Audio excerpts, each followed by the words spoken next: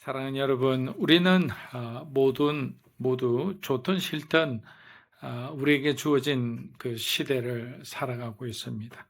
세상이 빠르게 변하고 믿음으로 산다는 것이 점점 쉽지 않아 보이는 시대입니다.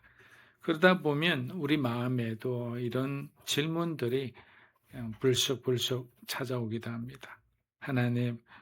하나님은 지금 우리를 위해서 무엇을 하고 계십니까?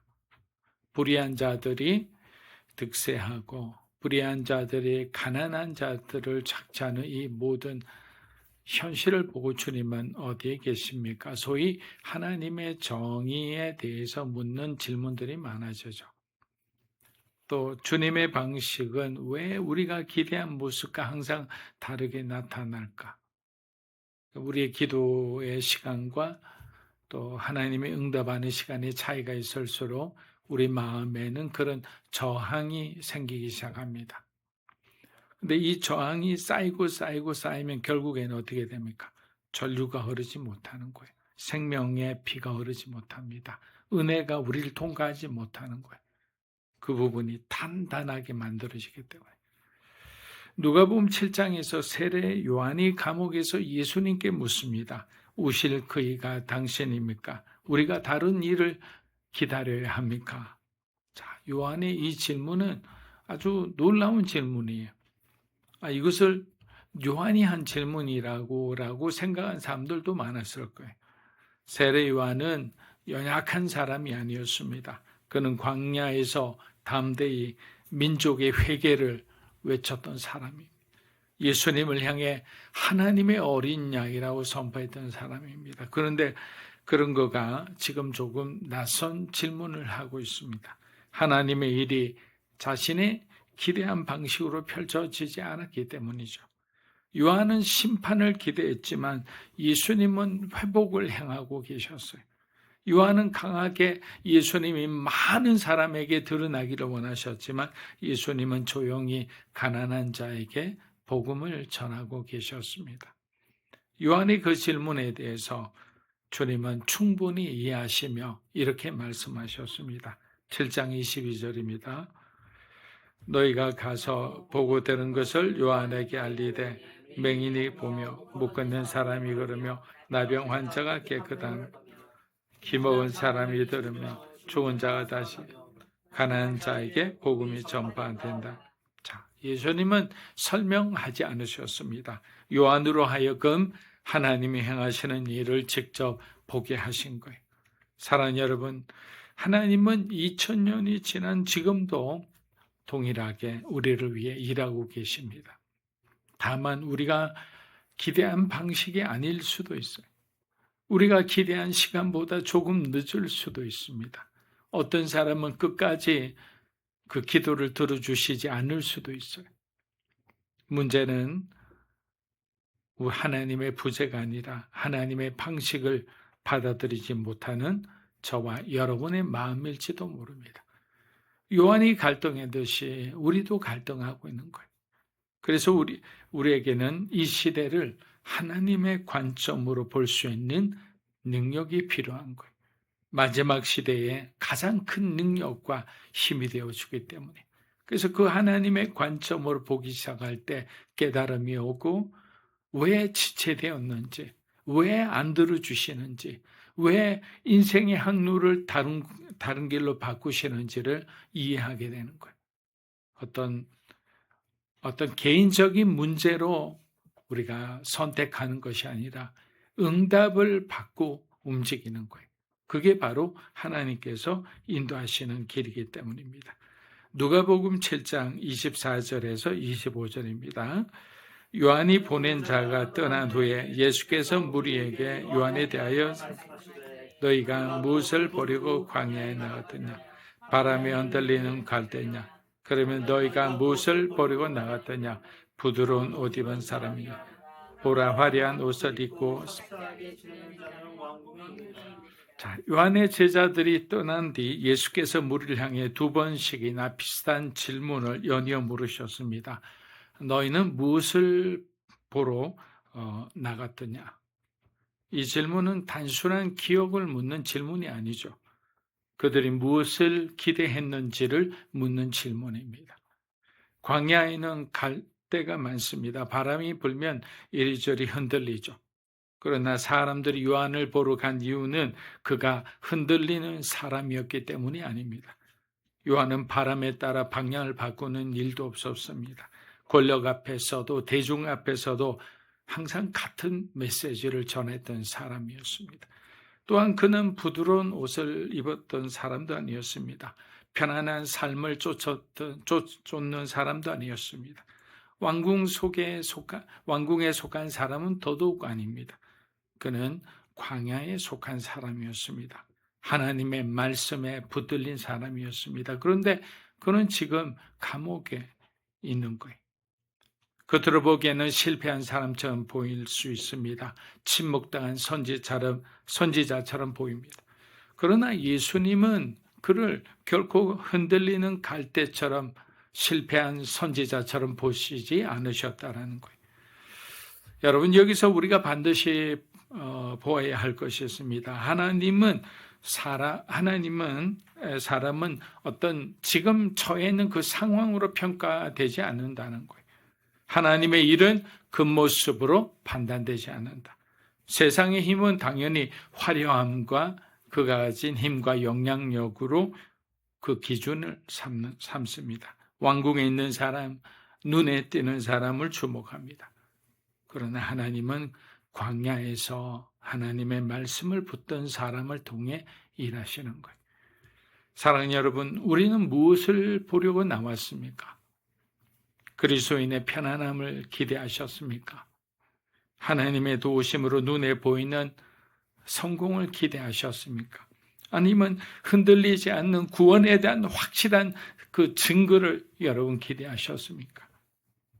그러나 예수님은 우리의 이런 기대를 조용히 하나씩 지워가십니다. 그렇습니다. 복음은 높은 자리에서 증명되지 않습니다. 복음은 박수 받는 자리에서 드러나지도 않습니다. 오히려 낮은 자리에서, 때로는 흔들려 보이는 자리에서, 그러나 끝까지 말씀을 붙드는 그 자리에서 복음은 그 능력을 드러내는 거예요. 그래서 이해할 수 없는 거예요, 사람들이.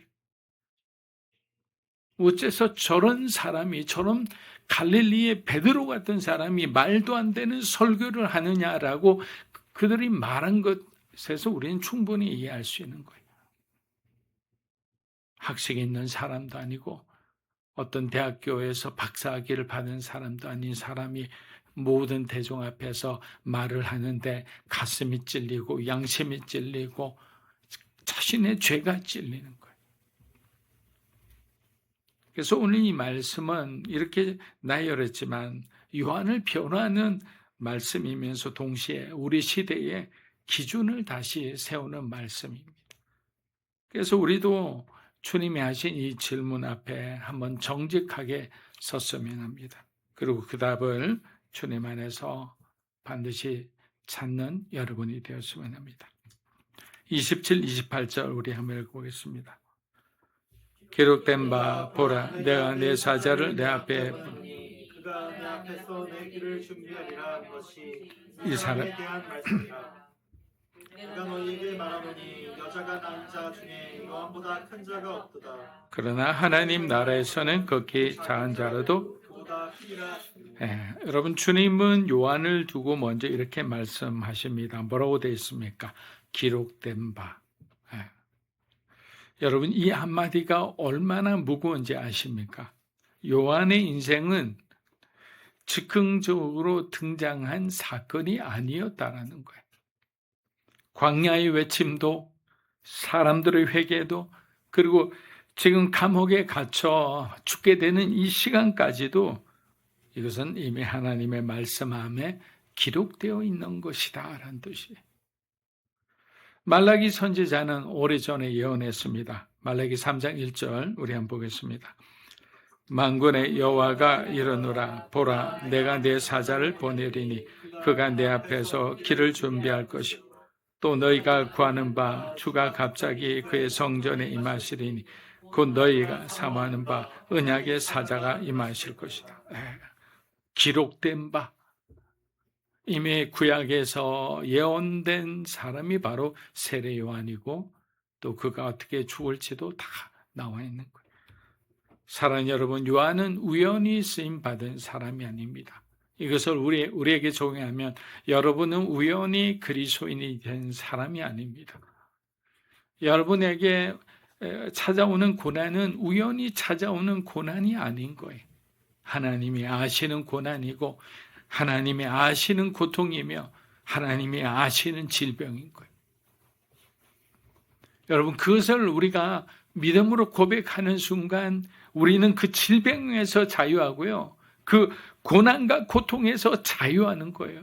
여러분이 힘들게 하는 그 사람에게서 자유하는 거예요. 왜? 기록된 바 이 말씀을 우리도 똑같이 우리에게도 적용할 수 있기 때문에. 여러분, 더 이상 어떤 관계에 아니면 여러분의 어떤 과거의 상처와 아픔에 매이지 마세요. 왜? 기록된 바잖아요. 그 과정을 거치게 돼 있고 그러나 너희는 완전히 자유하고 내가 너희를 치유하리라. 이 말씀이 기록되어 있잖아요. 두려워하지 마십시오. 28절을 보면 여자가 낳은 자 중에 요한보다 큰 자가 없도다라고 되어 있습니다. 여러분, 이 말씀을 읽을 때 우리는 거친 광야, 뜨겁게 내리쬐는 햇살, 요단강가에 빽빽이 모여선 사람들, 예루살렘에서 유대 온 지방에서 수많은 사람들이 몰려드는 것을 상상할 수 있습니다. 요한의 외침은 거칠었지만 그 안에 절대 타협은 없었습니다. 회개하라, 천국이 가까이 왔느니라. 이 말씀을 예수님이 오시자 예수님도 똑같이 말씀하셨어요. 회개하라, 천국이 가까이 왔느니라. 그 음성이 공기를 가르며 울릴 때 사람들의 마음 깊은 곳이 흔들리기 시작했습니다. 숨겨두었던 죄가 터져나왔고 강가에 있는 사람들이 자기도 모르게 회개의 울음들이 막 터져나옵니다. 마치 영국의 웨일즈 부흥처럼 그 술집이 많고 창녀촌이 많은 곳에서 요한 웨슬레를 통해서 하나님께서 부흥을 일으키자 술집에 있는 그 사람들이 다 술을 가지고 와서 깨뜨리고 하나님 앞에 회개하고, 그런 놀라운 인간의 힘으로 할 수 없는 일들이 어디에서 일어나느냐? 바로 하늘에서 일으킨 사건인 거예요. 그 소문은 어디까지 갑니까?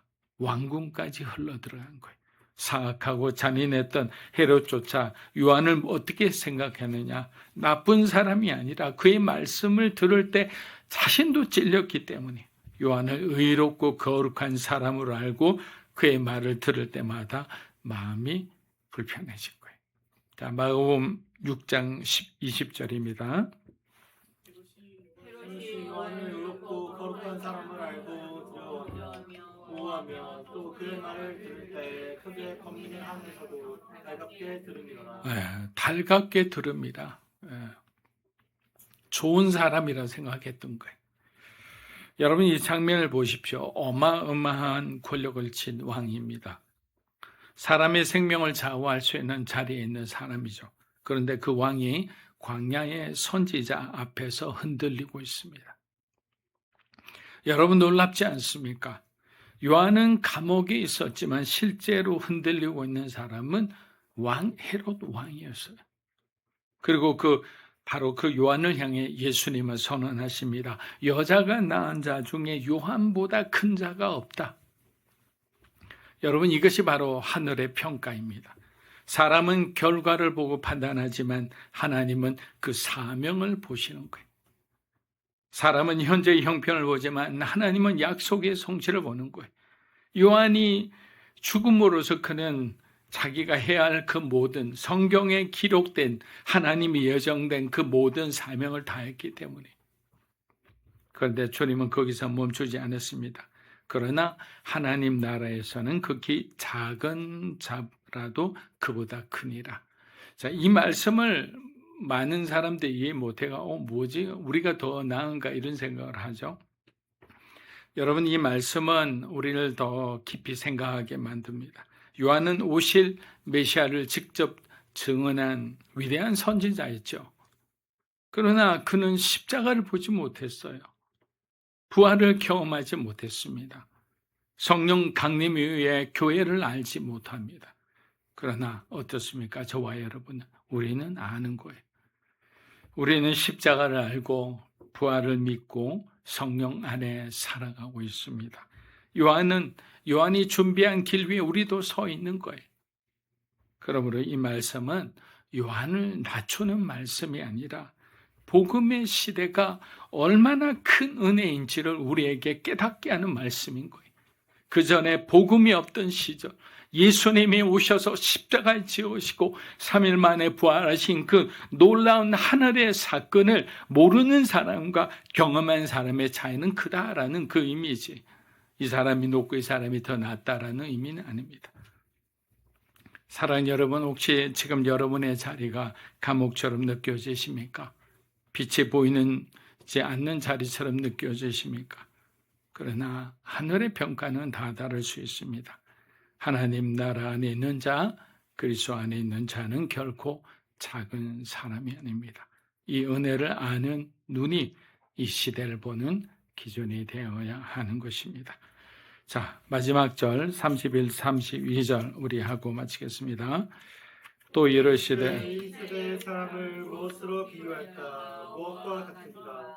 비유하는데 아이들이 장터에 앉아 서로 불러 이르되 우리가 너희를 향하여 피리를 불어도 너희가 춤추지 않고 우리가 곡하여도 너희가 울지 아니하였다는것 같도다. 주님은 장터의 한 장면을 우리에게 보여주십니다. 사람들이 오가고 소리가 뒤섞이는 자리, 그곳에서 아이들이 둘러 앉아 놀이를 합니다. 한쪽 아이들이 피리를 불기 시작합니다. 그리고 맞은편을 향해 외칩니다. 우리가 피리를 불었잖아. 그럼 너희가 춤을 춰야지 라고 말합니다. 그런데 맞은편 아이들은 아무 반응이 없습니다. 이번에는 장례식 놀이를 하며 곡하는 것을 흉내냅니다. 그러나 맞은편은 여전히 반응이 없습니다.